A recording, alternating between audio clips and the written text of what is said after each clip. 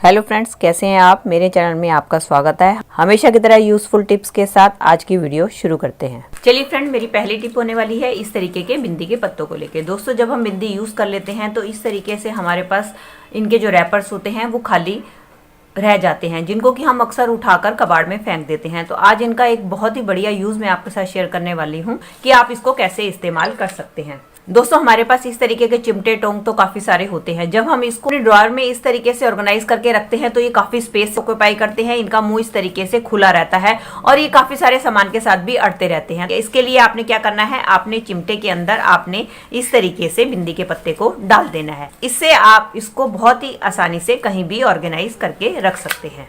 चलिए फ्रेंड, मेरी अगली टिप होने वाली है इस तरीके के बैंगल्स को लेके, जो हमारे पास ढेर सारी पड़ी होती हैं, जिनका इस्तेमाल अक्सर हम नहीं करते हैं। तो उन्हीं बैंगल का आज बहुत ही बढ़िया यूज आपको मैं बताने वाली हूँ कि आप इनको किस तरीके से यूज कर सकती हैं। दोस्तों, कई बार हम इस तरीके की बास्केट के अंदर बर्तन रखते हैं, लेकिन क्या होता है कि इनके नीचे स्पेस कम होता है, जिसके कारण इनमें से पानी अच्छी तरीके से ड्रेन नहीं हो पाता और हमारे बर्तन काफी टाइम तक गीले रहते हैं। तो आप क्या कर सकते हैं, इन बैंगल्स को आप इस तरीके की बास्केट के नीचे लगा दें। इससे क्या होगा कि आपकी बास्केट को थोड़ी सी हाइट मिल जाएगी और जिसके कारण इसके अंदर से पानी बहुत ही आसानी से निकलता जाएगा और आपके बर्तन बहुत ही जल्दी सूख भी जाएंगे। चलिए फ्रेंड, देख लेते हैं अगली टिप को। मेरी अगली टिप होने वाली है नींबू के छिलकों को लेके, जिसको कि हम अक्सर इसका रस निकालने के बाद फेंक देते हैं। तो आप इनको बिल्कुल भी ना फेंकें। आप क्या करें, किसी भी कटोरी में पानी लेकर आप इन नींबू के छिलकों को डुबोकर रख दें। ऐसा करने से क्या होगा कि नींबू का जितना भी एक्सट्रैक्ट है या जो इसके अंदर जितनी भी प्रॉपर्टीज हैं वो सारी आपकी पानी में आ जाएंगी। अब इस पानी से चाहे तो आप अपने हाथ वॉश कर सकते हैं। इस पानी से चाहे तो आप अपने हाथ वॉश कर लीजिए, चाहे आप इसको अपना फेस वॉश करें, तो आप देखेंगे कि इससे आपका फेस तो बहुत अच्छी तरीके से क्लीन होगा। जितना भी डर्ट है वो सब निकल जाएगा और साथ ही साथ आपके चेहरे पे एक बहुत ही बढ़िया चमक भी आ जाएगी।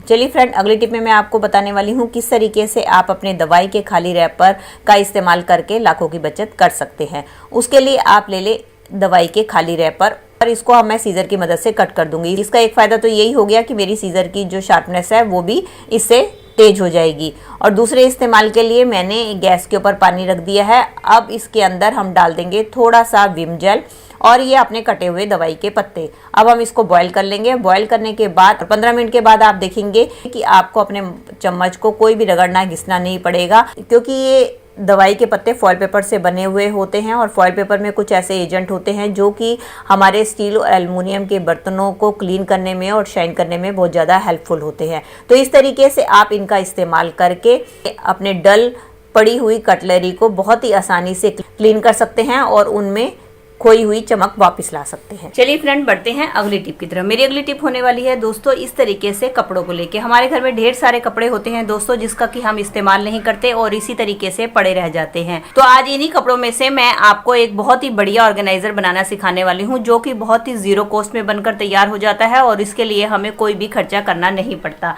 तो उसके लिए मैंने ले ली है एक ये मैक्सी, जिसका कि मैं इस्तेमाल नहीं करती और मेरे घर में इसी तरीके से पड़ी हुई है। ना काटना है ना सिलना है। उसके लिए हम लेंगे एक रबड़ बैंड और इसका जो ऊपर वाला हिस्सा है इसको मैं एक रबड़ बैंड की मदद से बांध दूंगी। चाहे तो आप इसको इतने हिस्से को आप काट के सिल भी सकते हैं और चाहे तो आप इसको किसी रस्सी की मदद से भी बांध सकते हैं।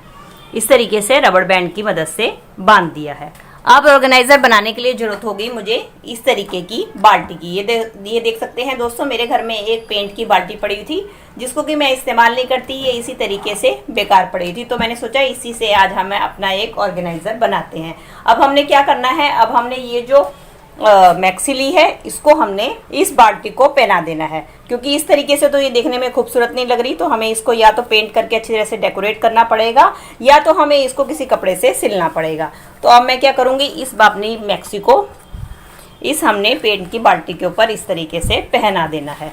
वो जो हमारा गिठा वाला हिस्सा है उसको हमने इसके अंदर डाल देना है। इस तरीके से बाल्टी के अंदर मैंने इसको डाल दिया है। अब ये हमारा हिस्सा जो है इसके नीचे लूज रहेगा। इसके लिए हम क्या करेंगे, इसको हम पहले बाल्टी को उल्टा कर देंगे और ये जो हिस्सा है इसको हमने किसी ग्लू की मदद से सिल भी सकते हैं। अब मैं क्या करूंगी, इसको आपस में जोड़ने के लिए मैं लूंगी एक सेफ्टी पिन और सेफ्टी पिन की मदद से मैंने इसको अच्छी तरीके से टाई अप कर दूंगी। नहीं तो आप किसी भी सुई धागे की मदद से आप इसको सिल भी सकते हैं और चाहे तो आप ग्लू की मदद से इसको चिपका सकते हैं। तो दोस्तों इसको मैं ना सिल रही हूँ ना ही मैं इसको चिपका रही हूँ। इसको मैं आपको एक सेफ्टी पिन की मदद से अटैच करके दिखाती हूँ। सेफ्टी पिन की मदद से अच्छी तरीके से इसको मैंने फिक्स कर दिया है। अब हम अपनी बाल्टी को कर लेते हैं सीधा, और ये जो बचा हुआ हिस्सा है हमने रख देना है इस बाल्टी के अंदर। आप चाहे तो कोई गत्ता ले सकते हैं, तो मेरे घर पे ये प्लेट पड़ी हुई थी, इसी का इस्तेमाल मैं कर रही हूँ। ये देखिए दोस्तों, मैंने इसके नीचे प्लेट रख दी है। अब ये हमारी एक लॉन्ड्री बास्केट बनकर तैयार हो गई है। इसका इस्तेमाल आप अपने घर पे रखे हुए धोने वाले कपड़ों के लिए इजीली कर सकते हैं। ये देख सकते हैं दोस्तों, ये हमारी फ्री ऑफ कॉस्ट में एक लॉन्ड्री बास्केट मिलके बनकर तैयार हो गई है, जिसके लिए हमने एक भी पैसा खर्च नहीं किया है और घर में पड़े हुए बेकार कबाड़ से ही इसको हमने बनाकर तैयार कर लिया है, जिसको कि हम बाजार से महंगे दामों पर खरीदते हैं। इसमें ना तो हमें काटना पड़ा और ना ही हमें सिलना पड़ा। अब ये लॉन्ड्री बास्केट है, इसमें आप अपने घर के जितने भी धोने वाले कपड़े हैं इसके अंदर डालकर रख सकते हैं, और जब आपको जरूरत होगी आप इसके अंदर से धोने के लिए निकाल सकते हैं। तो दोस्तों ये थी मेरी वीडियो, आई होप आपके लिए हेल्पफुल रही होगी। अगर इनमें से कोई भी टिप आपके लिए यूजफुल रही है तो इसे लाइक, शेयर और कमेंट कीजिएगा, और मेरे साथ इसी तरीके से जुड़े रहना चाहते हैं तो बेल आइकन के साथ मेरे चैनल को भी सब्सक्राइब कर लीजिएगा। मिलते हैं नई वीडियो के साथ। Till then take care and bye bye.